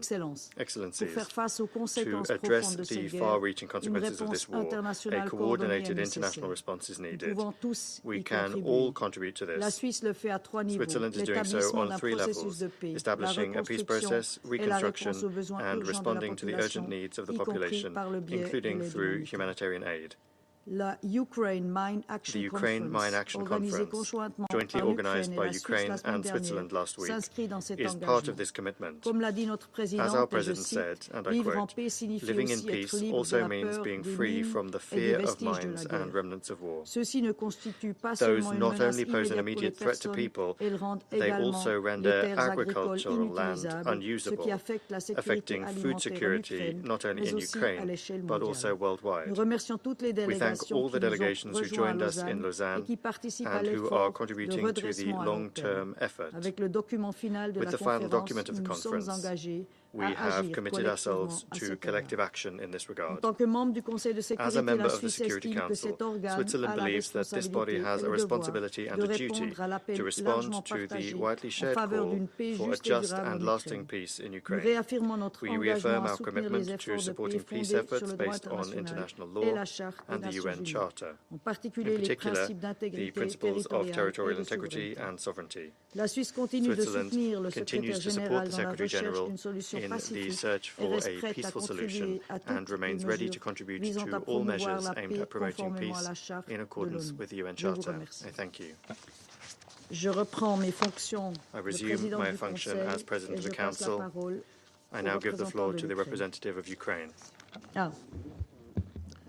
Le représentant des États-Unis a demandé la parole of the United States has requested the floor to make a further statement. I give him the floor. Thank you, Madam President. I'll be very, very brief just to respond to some remarks that were made. As I made clear in my statement, the U.S. supports a just peace in Ukraine, but any proposal that is not aligned with the UN Charter or seeks to freeze in place Russian territorial conquest is not a just peace. And just to one last comment, my delegation will continue to call out all countries, including China, that publicly that continue to aid Russia's industrial base, and we will continue to do so until that assistance stops. Thank you. Le représentant de la Chine The a demandé representative à of faire China has une autre requested déclaration. Je a lui further donne la statement. parole. I give them the floor. Thank you, President. I will also be very brief. China and some Global South countries have launched the group of Friends of Peace that is for one purpose only, that is early peace in Ukraine and early restoration of peace in Europe. I hope that the U.S. representative and others will correctly understand the intention of China's efforts and that of other countries and will participate in our efforts. Le représentant des Thank you. États-Unis a demandé la parole The pour United faire une States autre has asked for the déclaration. floor Je la to lui make donne another encore une fois. statement. I give the United States the floor once more. Thank you, Madam President. I'll just be very brief on this. As I said, we will support peace, but it has to be a just one. Thank you. Le représentant de la Chine a demandé la parole pour faire une autre déclaration. Je la lui donne encore une You fois. have the floor once more. Thank you, President. I suggest that the U.S. representative read the joint communique issued on September the 27th that was issued after the meeting held by China and some Global South countries. Thank you. J'aimerais maintenant donner la I now parole wish au to give the floor représentant to de the l'Ukraine. representative of Ukraine. Well, thank you, Madam President. Distinguished members of the Security Council, Assistant Secretary Yencha, I would have recognized here Putin's Kappa regime in the permanent seat of the Soviet Union if he had not run away as a cheat who had told a pack of lies. Next month, we will reach a somber milestone, 1,000 days since his mafia regime launched its full-scale invasion of Ukraine. And every day of this invasion has been marked by Russian war crimes and Ukrainian suffering and resilience. Every new day of the Russian crisis is a new blow to the prospects of a peaceful and secure future for the globe, not only because Russia strikes Ukraine, but also because it serves as a role model for other rogue states. Russia persists in escalating its missile and drone terror. Month after month, Russia sets new records in killing and destruction. The September saw the highest number of civilian casualties in 2024. According to the UN, 208 killed and 1,220 wounded civilians. Madam President, the severity of crimes committed by the Russian military against Ukrainian prisoners of war and civilian detainees is growing. Ukraine's Office of the Prosecutor General has documented the execution of 103 Ukrainian POWs by Russian forces, with 80% of these executions occurring in 2024.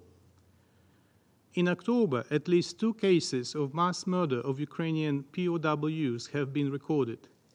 Near Pokrovsk, Donetsk region, Russians killed 16 Ukrainian POWs. Just several days later, on October 10, Russian military forces shot 9 unarmed Ukrainian soldiers near the village of Zeleny Shlach in the Kursk region. Not only soldiers, but Ukrainian civilians to continue be killed in Russian captivity. On October 10, it was revealed that Ukrainian journalist Victoria Roshchina, illegally detained by Russia in the temporarily occupied territory of Ukraine in August 2023, lost her life in a Russian prison. Evidence of widespread and systematic torture by Russia against Ukrainian civilians and POWs were recently reported by the UN Independent International Commission of Inquiry on Ukraine. These acts of torture follow consistent patterns across different locations, including a coordinated and officially sanctioned practice. Madam President, being unable to block the navigation to and from Ukrainian Black Sea ports, Russia has intensified its attacks on civilian vessels and port infrastructure. In the past 3 months, nearly 60 such terrorist attacks have taken place, killing or injuring 79 civilians and damaging or destroying nearly 300 infrastructure facilities and 22 civilian vessels. In one of the latest attacks on October 7, a Russian missile struck a civilian ship under the flag of Palau, killing 1 and injuring 5 people. On October 9, Russia attacked a port in the Odessa region with a ballistic missile, hitting a container ship registered in Panama, which carried 45 containers of packaged sunflower oil. This shipment was a humanitarian consignment commissioned by the United Nations for delivery to Palestine. As a result of the missile attack, at least 8 people were killed and 11 injured. Putting an end to Russia's occupation and missile attacks on our ports would significantly increase our ability to supply food to the global market. Madam President, due to Russia's relentless shelling and deliberate destruction of power generation, especially in frontline regions, the situation there has worsened drastically. On October 15, the governor of Kharkiv Oblast announced the mandatory evacuation of residents in Kupiansk and nearby villages, which have been left without electricity, heat, and water due to Russian shelling. Ensuring nuclear safety and security remains one of Ukraine's top priorities. Coupled with the threats posed by Russia's ongoing occupation and militarization of the Zaporizhzhia NPP, its continued attacks on Ukraine's energy infrastructure produce serious risks to the safety and security of our nuclear facilities. Missile and drone strikes on energy installations jeopardized the power supply needed to maintain critical cooling systems at nuclear power plants. In turn, disruptions to the power supply for extended periods pose serious challenges to the safe operation of nuclear reactors, potentially leading to a dangerous overheating. Russia is planning attacks on Ukraine's NPPs and critical substations, aiming to disconnect the plants from the power grid. I call on all states to take a strong stance to prevent such a scenario, as it could severely increase the likelihood of a nuclear disaster. Madam President, the military alliance with the DPRK exposes several truths about Russia. Let's start with this very chamber. Protecting its accomplice, Russia has undermined the monitoring mechanism for sanctions compliance. This has once again proved that the mafia regime in Moscow has nothing to do with the purpose for which the Security Council exists. Another truth is that all of Russia's might is a bluff. It's a gas station with a nuclear bomb. Since 2023, Pyongyang has been supplying weapons and munitions to Moscow, including ballistic missiles, in violation of multiple Security Council resolutions. In fact, the DPRK has become the main supplier of ammunition to Russia, thus fueling and prolonging its war against Ukraine. This is yet another blow to the myth of the second army of the world, the army which in reality is begging from global outcasts not only for weapons but also for manpower. According to publicly available information, approximately 11,000 DPRK infantry troops are currently being trained in Russia's east. These troops are expected to be ready for war against Ukraine by November 1st. Whereas at the beginning of the invasion, most Russian citizens killed in the war were from indigenous peoples and other non-Russian ethnic communities, now Moscow headhunts impoverished citizens from third countries, once again exposing the deeply racist, neo-colonial nature of its regime.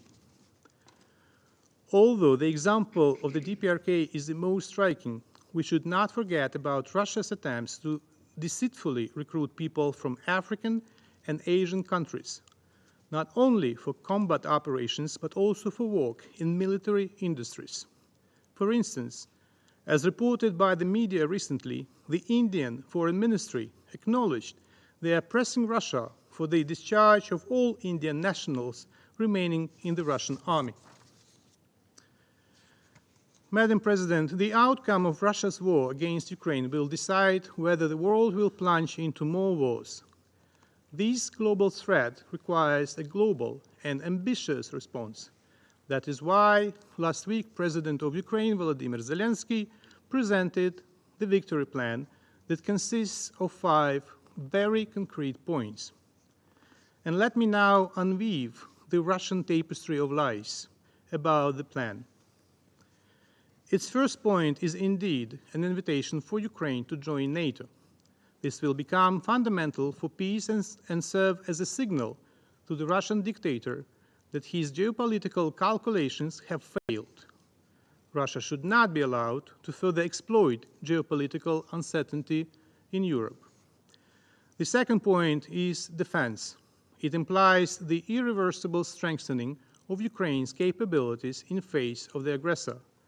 This includes provision of a determined inventory of weapons needed to achieve this objective, strengthening of Ukraine's air defense, further military operations in designated areas of Russia, and destroying Russia's offensive potential in the occupied territories of Ukraine. The third point is deterrence. Ukraine proposes deploying a comprehensive non-nuclear strategic deterrence package on its territory, sufficient to protect the country from any military threat posed by Russia. Effective deterrence will ensure that Russia either resorts to diplomacy or is going to lose its war machine.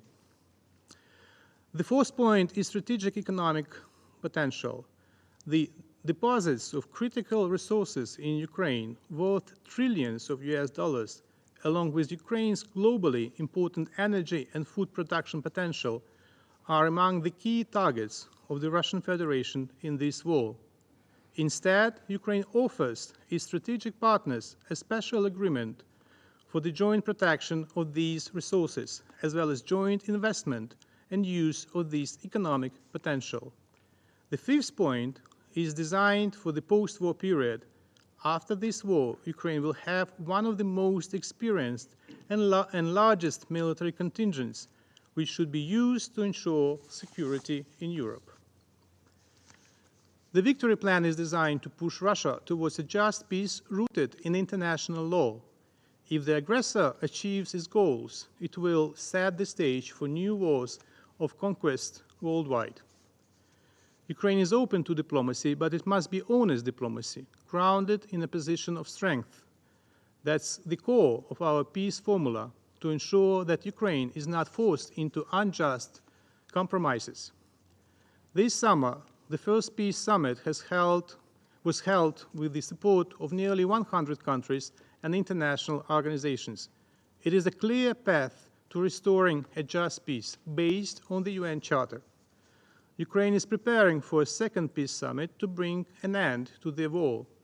6 thematic conferences on the peace formula's points have already taken place, and others will be held by the end of October.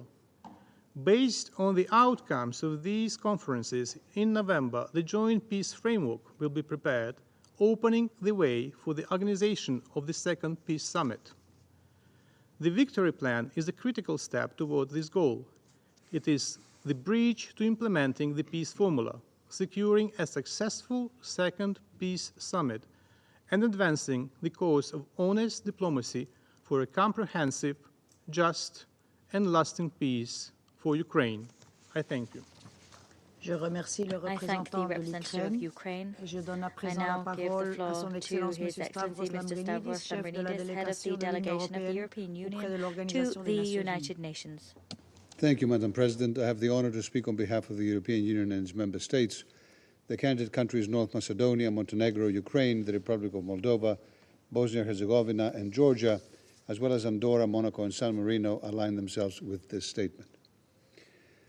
I would like to thank ASG Yenja from DPPA for yet another sobering briefing.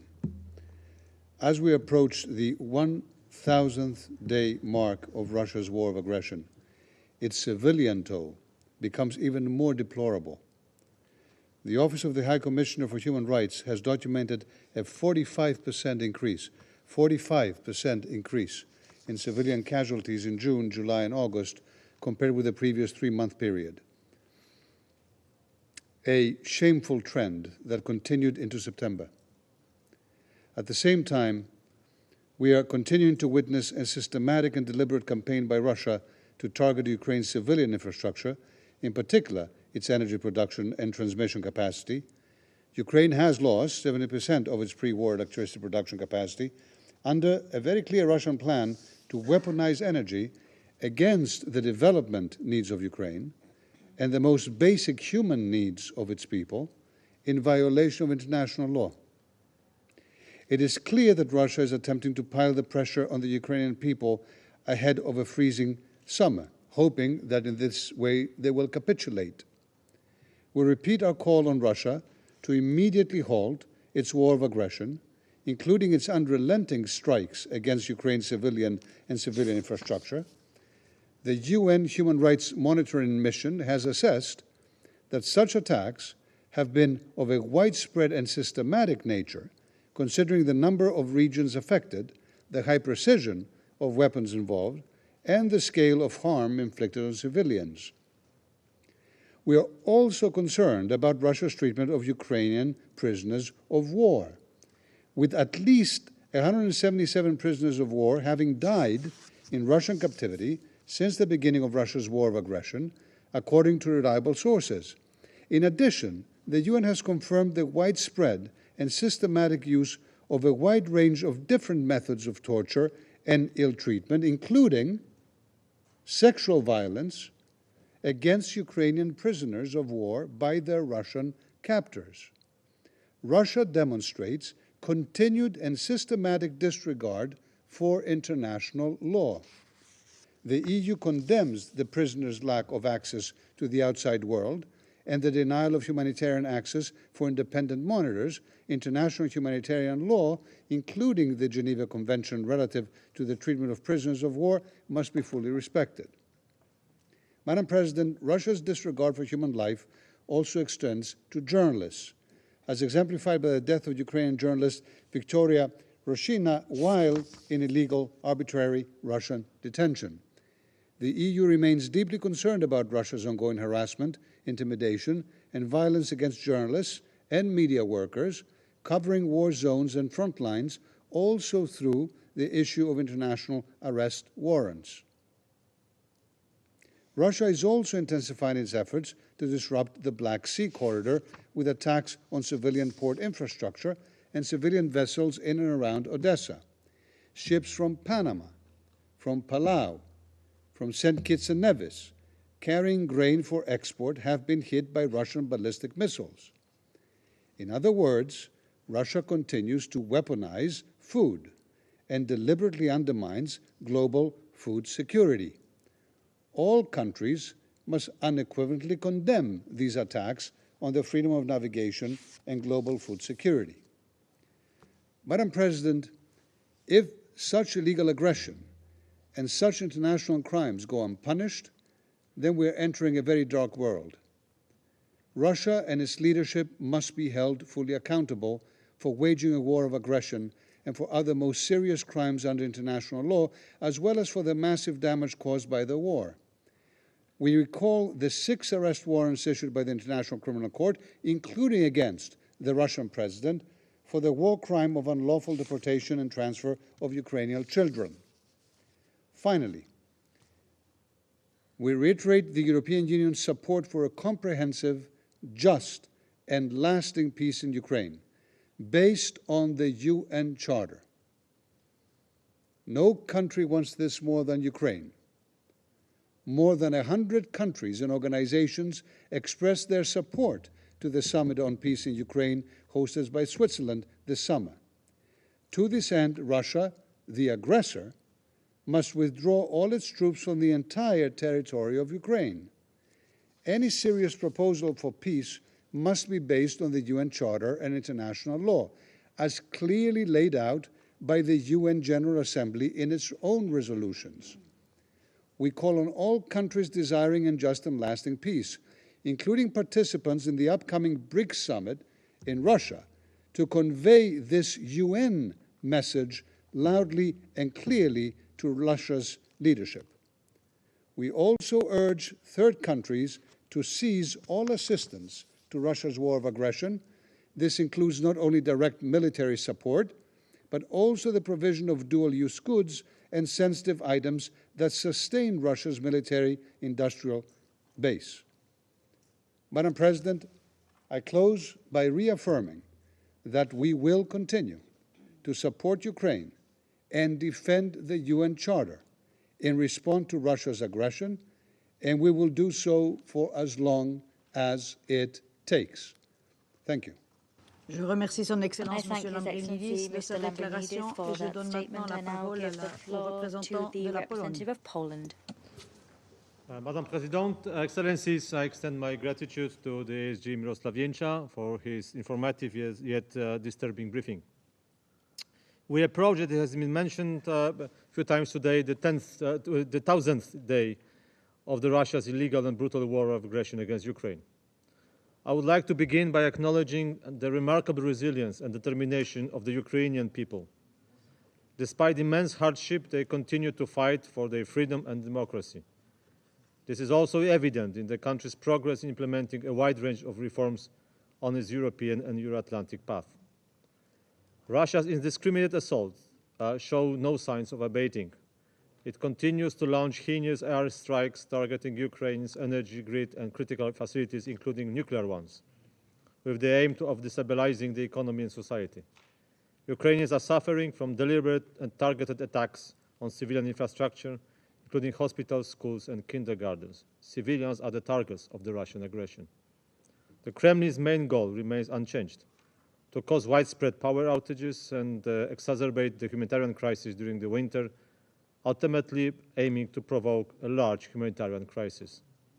Madam President, Poland urges Russia to immediately cease its aggression against Ukraine and stop violating international law, including international humanitarian law and human rights law, and to stop disseminating disinformation, as we also heard today with the false quotations. We are gravely alarmed about the recent agreements and developments of the other states' support for Russia's war efforts in Ukraine and military assistance to the aggressor. We condemn the transfer of weapons to Russia, the belligerent state, in the strongest possible terms. Poland resolutely advocates for accountability for all violations. We endorse the efforts of the UN Independent International Commission of Inquiry on Ukraine, the International Criminal Court, the investigative initiatives led by the European Union and the Council of Europe's work to establish a future compensation mechanism. We support a peace initiative that is firmly grounded in the international law, particularly the UN Charter. Achieving a lasting peace necessitates the rejection of the notion that borders can be altered through the use of force. Any lasting solution must also dismiss Russia's and other proposals, such as the idea of the sphere of influence, which contradicts the fundamental principle of sovereign equality of states. Such a concept is a dangerous and outdated colonial relic that must be rejected. In conclusion, Madam President, Poland reaffirms its unwavering commitment to the Ukrainians' defense of its sovereignty and territorial integrity. The Ukrainians' peace initiatives constitutes the only roadmap to a just and enduring peace. It is time for Russia to heed the call of the international community, cease its aggression, and withdraw its forces from illegally occupied Ukrainian lands. Together we can help Ukraine rebuild, heal, and reclaim its rightful place in a peaceful and prosperous Europe. I thank you. I thank the representative of Poland. I now give the floor to the representative of Finland. Madam President, I have the honor to address the Council today on behalf of the Nordic countries, Denmark, Iceland, Norway, Sweden, and my own country, Finland. We thank the Presidency for the opportunity to address the Council and extend our appreciation to Assistant Secretary General Jenča for his briefing. It has been almost 1,000 harrowing days since Russia brought the horrors of war back to Europe with its full-scale invasion of Ukraine, and it is 10 years since its illegal annexation of Crimea. This blatant violation of the United Nations Charter has resulted in the largest displacement of people in Europe since World War II, with close to 7 million refugees in the continent and beyond, and 3.7 million people displaced inside Ukraine. Madam President, Russia wages a reckless war against civilian population and civilian infrastructure in Ukraine. The UN estimates nearly 38,000 civilian casualties. The military casualties affect entire generations of Ukrainians. Russia's massive attack against Ukraine's energy infrastructure have further exacerbated humanitarian needs, and Russia's activities around Zaporizhzhia power plant have raised the risk of a nuclear incident. Ukraine has every right to defend its independence and sovereignty against foreign aggression. This inherent right of all nations is enshrined in the United Nations Charter. Russia's war of aggression against Ukraine concerns us all. People far from the battlefields all across the globe feel its effects in food, fuel, and energy prices. In the last few weeks, Russia has intensified its attacks on civilian port infrastructure and civilian vessels in the Black Sea corridor. Yet above all, we all must ask ourselves the following: what is left of our respect for the United Nations Charter if we let borders be redrawn by force? If there is no accountability for ruthless aggression and grave violations of international law? By supporting Ukraine, we are defending international law, including the United Nations Charter. We cannot let grave violations of it go unchecked, not in Ukraine, not anywhere in the world. It is in the direct interest of all of us. The Nordic countries reiterate their support for Ukraine's peace formula as a basis for a comprehensive, just, and sustainable peace. Eventual peace must be firmly rooted in the United Nations Charter. All nations, big and small, are invited to contribute to efforts that can lead to a comprehensive, just, and sustainable peace. It is up to Ukraine to define when and on what basis a future peace process should be conducted. The Nordic countries will support Ukraine and the Ukrainian people as long as it takes. Thank you, Madam President. Je remercie la représentante de la Finlande et je passe la parole au représentant de l'Estonie. President, I have the honor to speak on behalf of the three Baltic states, Latvia, Lithuania, and my own country, Estonia. We align ourselves with a statement of the European Union. Let me add a few elements. President, let me start by thanking ASG Jenča for his useful briefing. The list of Russia's violations and crimes committed in Ukraine continues to grow with every passing day. Contrary to the calls of the states represented at this table for de-escalation, the statements and actions by Russian leadership indicate that these calls fall on deaf ears, as exemplified by recent Russian attacks against Ukrainian port infrastructure in Odessa and against civilian vessels, some of which were carrying grain, including to Palestine. I stress once again that Russia's actions are violating the principles of the UN Charter and are not compatible with its Security Council permanent membership obligations. Russia's attempt to derail the Pact for the Future during the UN High-Level Week, including all of our priorities for the revival of multilateralism, is yet another stark reminder that Russia is a threat to global peace and security. In addition, allow me to make 3 points. First, Putin's announcement on the 25th of September on the revision of Russia's nuclear doctrine is a continuation of irresponsible nuclear rhetoric we have seen since the start of aggression against Ukraine. If Russia's leadership thinks that nuclear saber-rattling helps to facilitate a peaceful solution to this war, there is a far easier solution: end the war and military escalation and withdraw your troops from Ukraine. Second, the increasing involvement of Iran, the DPRK, and Belarus in Russia's aggression against Ukraine must stop immediately. In addition to the DPRK's providing Russia with ballistic missiles, recent reports of potential involvement of the DPRK's troops to fight on Russia's side in Ukraine would be an utterly dangerous escalation. We call on China as a permanent member of the United Nations Security Council with a particular responsibility to uphold the purposes and principles of the UN Charter to support ending Russia's war of aggression, including by ceasing all material and political support to Russia. Thirdly, we condemn the increasing systematic executions of Ukrainian prisoners of war by Russia. Reports indicate that Russia has killed at least 177 Ukrainian prisoners of war since the beginning of Russian invasion. This abhorrent practice is another cowardly act, displaying Russia's complete disregard for international law, including international humanitarian law, particularly Convention Against Torture, and constitutes a grave breach of the Geneva Conventions. We also call on Russia to immediately free all detained Ukrainian civilians.